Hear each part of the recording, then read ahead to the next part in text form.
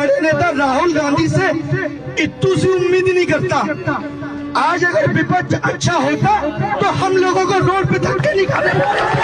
पहले वोट धर्म के नाम पर दीजिए, मंदिर मस्जिद के नाम पर दीजिए, जुमलेबाजी के नाम पर दीजिए, और उसके बाद कोसिए विपक्ष को कि विपक्ष कमजोर है इसलिए हमें सड़कों पर उतरना पड़ रहा है। जब यही विपक्ष चिल्ला चिल्ला कर आपको जागरूक कर रहा था, कह रहा था कि धर्म के नाम पर वोट मत दीजिएगा, मंदिर मस्जिद के नाम पर वोट मत दीजिएगा, अपने भविष्य को ध्यान में रखकर वोट दीजिएगा। आज छात्रों की बात कीजिए।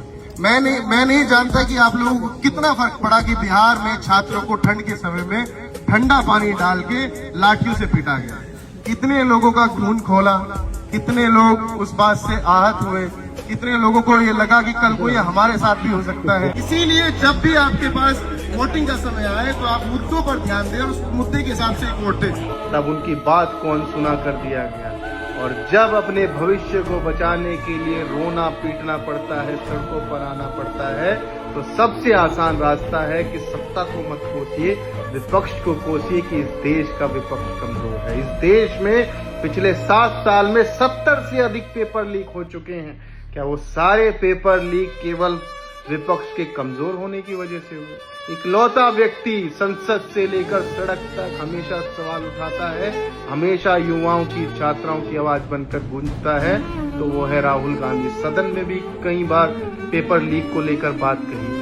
The issue is that there are millions of students in this country who are extremely concerned at what is going on and who are convinced that the Indian examination system is a fraud. If you're rich and if you have money, you can buy the Indian examination system.